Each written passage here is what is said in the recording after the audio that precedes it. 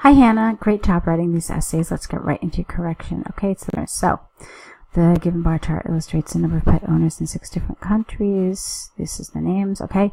Between 1990 and 1998, overall the total amount of pet owners fluctuated strongly. Not really very common. I would have preferred fluctuated considerably throughout the years. While the number of pet owners stayed nearly steady in countries such as Canada, it was more volatile in Alright, you've already mentioned them up here, so you don't need to mention all of them again. You could have just said it was more volatile in the remaining countries.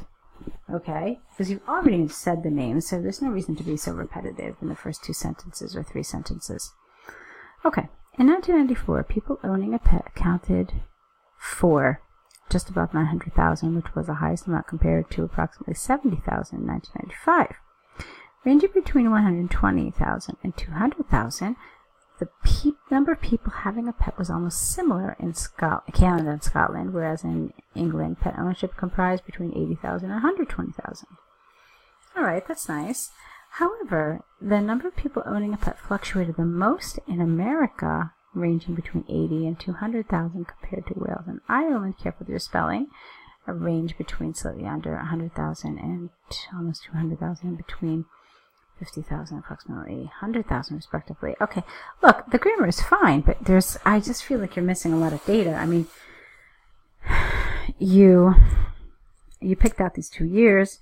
You've given me lots of data about these 2 years, but I don't know what happens in 1990. I don't know what happens in 1998. So it's almost like we're watching a movie, but I just catch the middle of it. I don't know how the movie started. I don't know how the movie ended. And the beginning and the end are pretty important, okay? So keep that in mind when you're getting into your details that, excuse me, the tutor or the examiner reading this should have a general idea of what's happening in this chart. So, and having read this, I'm afraid I don't totally. I mean, I have a lot of details about 1994 and 1995, but not a whole lot about the rest of it. So do be careful. Okay, it's really about selecting the most important data and highlighting it. So let's move on to your task 2. Throughout history, not the history, but throughout history, a form of international marketing can be observed in every country in the world. While some people believe that marketing can be a violation of the country itself, others see it as a necessity and a way of educating other people. In my opinion, the positive aspects of international marketing they overweight the negative ones. Alright, so check it out. Overweight is actually an adjective, and it describes people who are rather heavy. It's a nicer way of saying fat.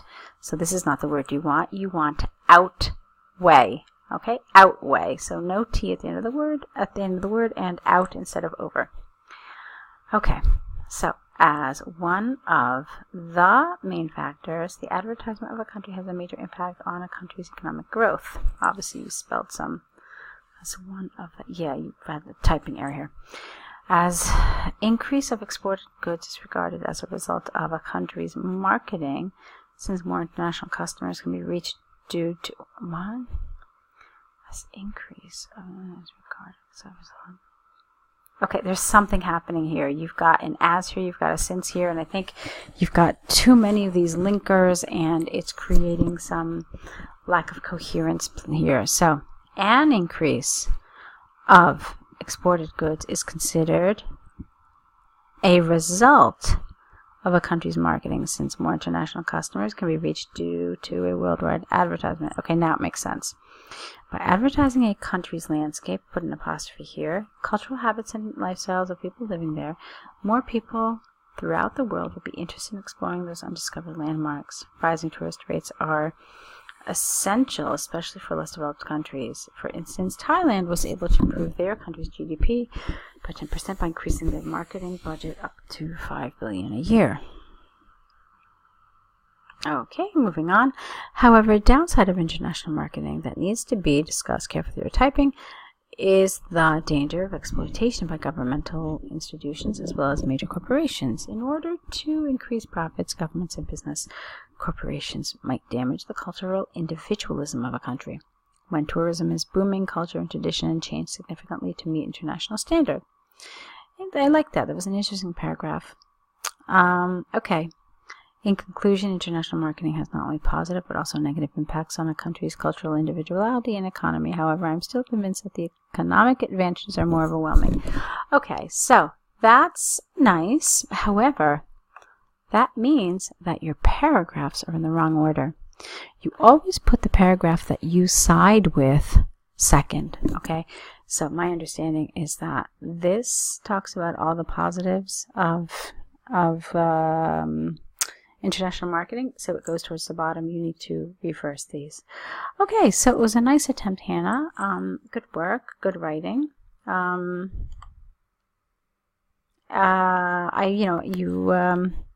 There were some areas that I thought you really should work on a little bit, but I hope you found this feedback helpful, and I would really like to see more essays from you, as I think that you will certainly continue to improve with more feedback. Having said that, do continue writing, and I would like to see more of these from you in the future.